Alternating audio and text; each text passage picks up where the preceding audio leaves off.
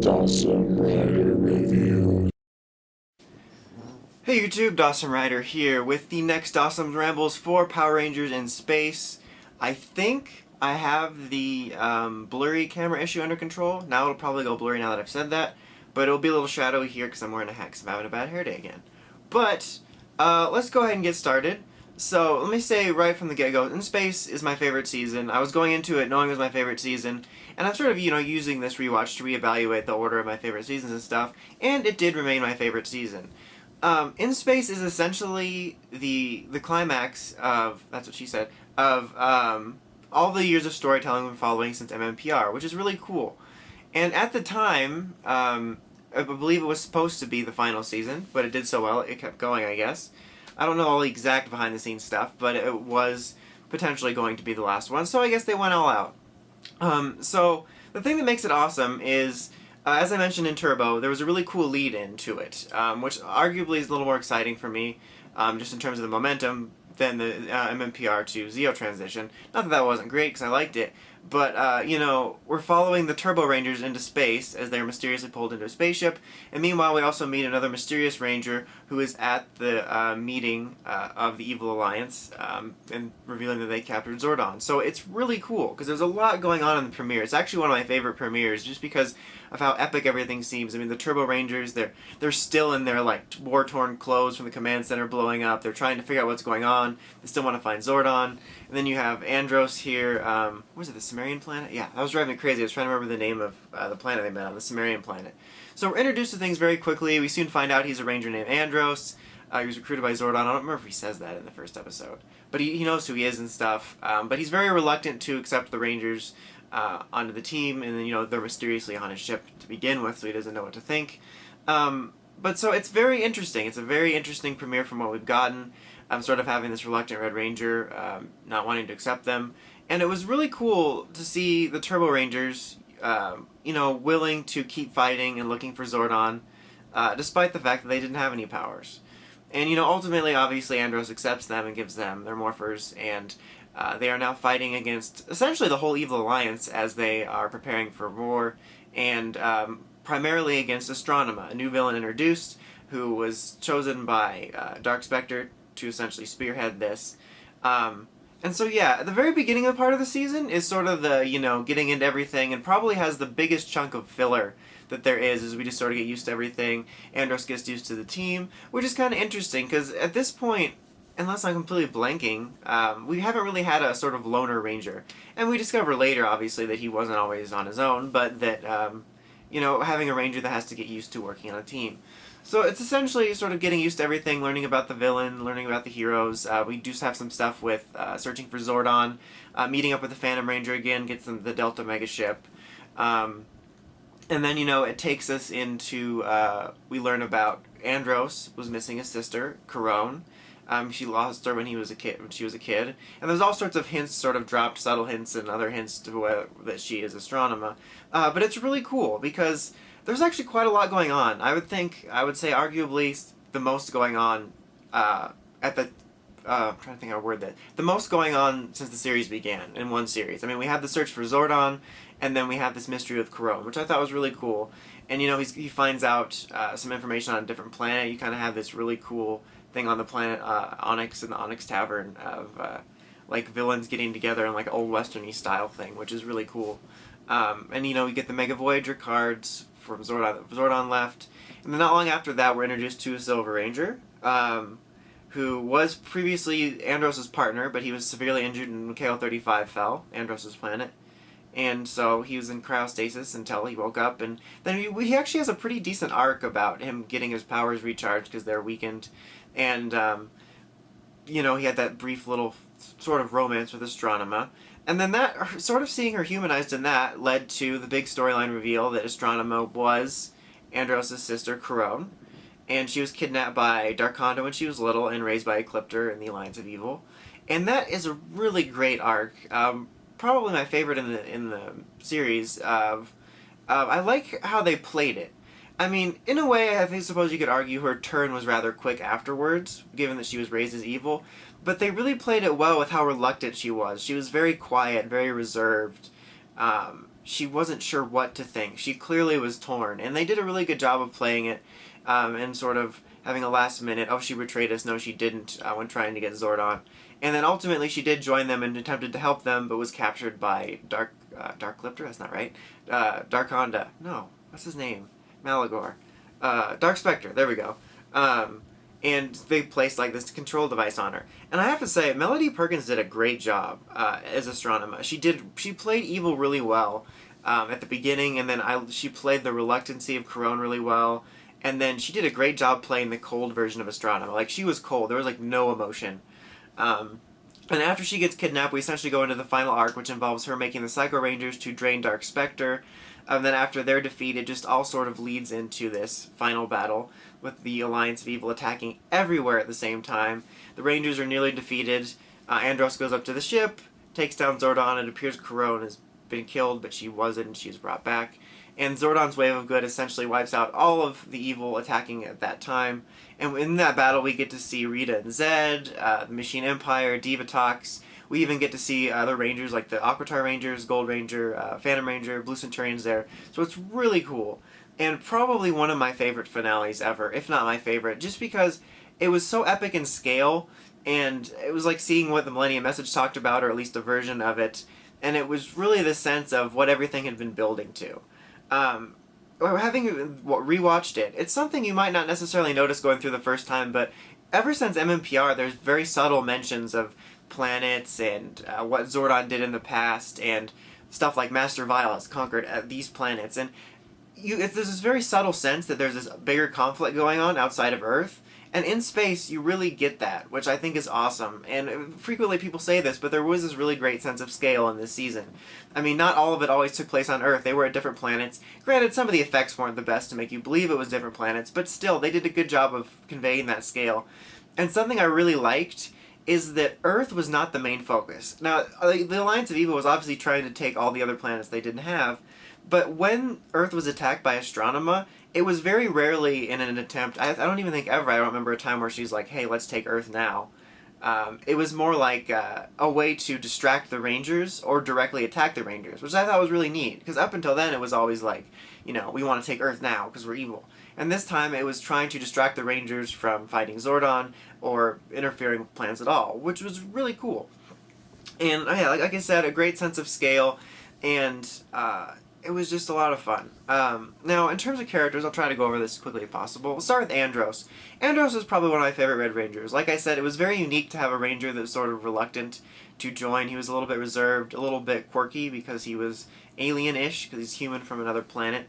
And he was the first, like I said, unless I'm completely blanking on something, excuse me, the first Ranger with a real mystery story surrounding him. And it took a lot of the focus. This is something I'm going to get into, actually, when I get to Mystic Force later, but I did not mind the storyline. I don't have any complaints with that at all, but I think it's funny that people are very selective when characters like Andros and then Leo took the central focus in their storyline and their seasons, and many other characters, and yet, like, Mystic Force is the only one that gets attacked for it. But that's for another time.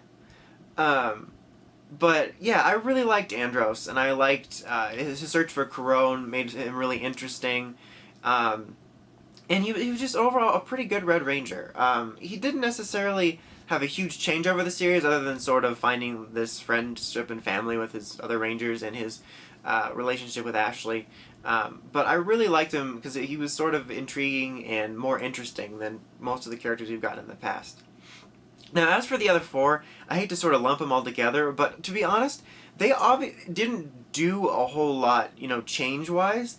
I still really like all the other Rangers, in particular like TJ, who's one of my favorites. But they were mainly there just for the fight. Not all of them necessarily had huge story arcs. TJ, like I said, I really like TJ. I think he did a good job of still sort of maintaining this sort of secondary leader role, and was just sort of an overall good Ranger there, and his presence stuck out. Carlos, as I mentioned in Turbo, I liked him more in this season. He's not one of my favorite Rangers, but in this season he just seemed to come into his own more, and I sort of was used to him. And he actually did get a little bit more to do than some of the others. He had the storyline where he accidentally hurt Cassie, and Adam came back to boost his confidence. The mistakes happen, and he has to trust in himself, which is a really cool little arc. They never really, had an accidental Ranger thing before like that. And then he had his little story arc with Sylvie, the young girl that was his friend. Ashley also is a similar situation in that I like Ashley, and I just liked her more in this season than Turbo. She seemed to come out into her own more.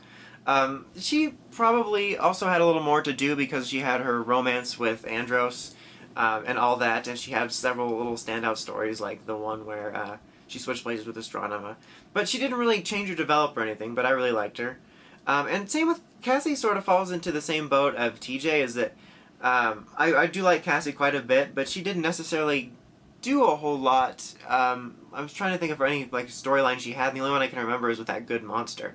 But sort of like TJ, both her and TJ were just sort of there fighting the good fight, and I liked them, but they really didn't have a whole lot of standalone arcs. Which I'm not terribly upset about. It would have been neat, maybe if the other four could have gotten a little more focus, but overall I still did enjoy them there.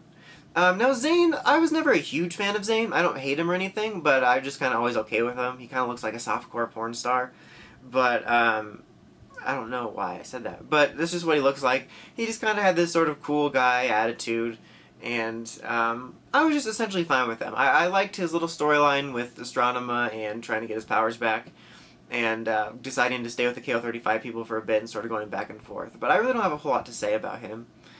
As for allies, Alpha 6 was revamped to have a voice similar to Alpha 5, and I actually like Alpha 6 the best out of all the Alphas.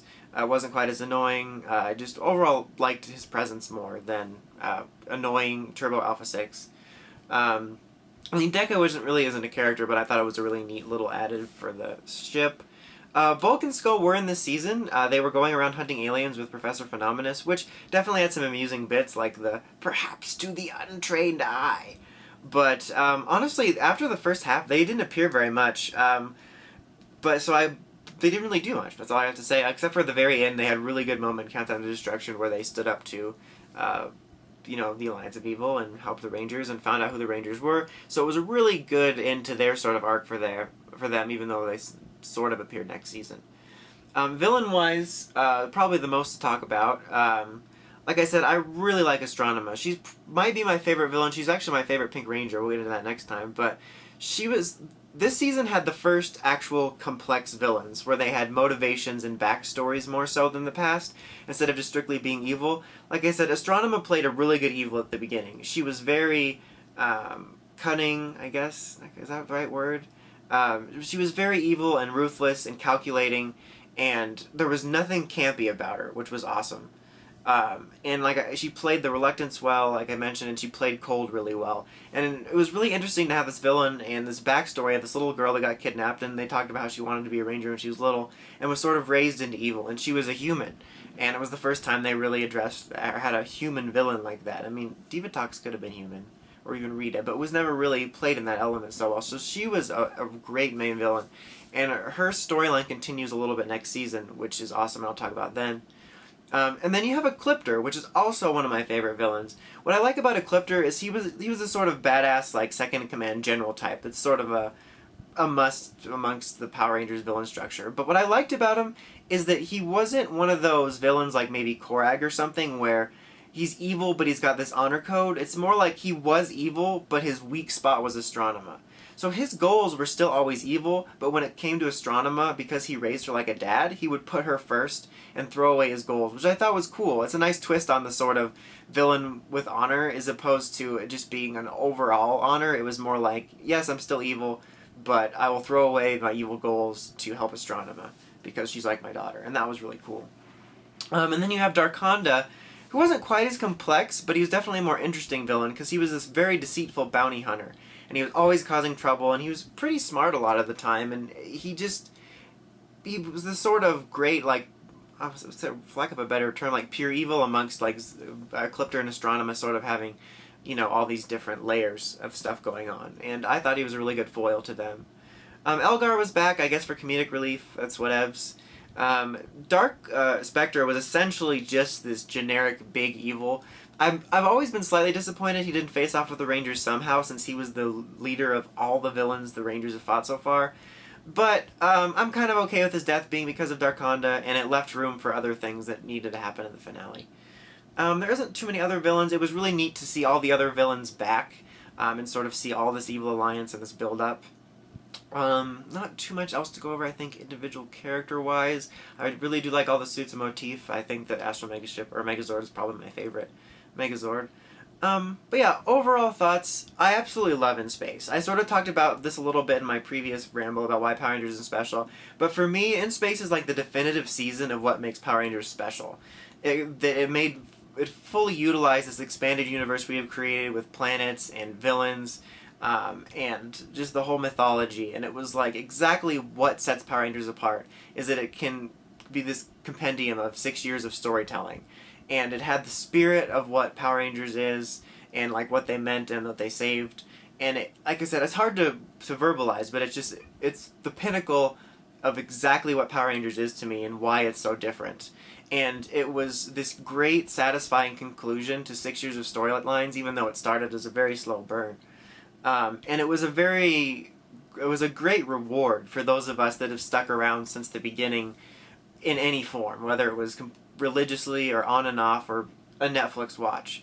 It was just a great payoff that none of the other finales, I feel, had that level of weight to it, because there was essentially 6 years of build-up. I mean, MMPR was very light, and there wasn't a lot of huge conflict, but still, the storyline did begin with Day of the Dumpster and ended with Counter Destruction, more or less.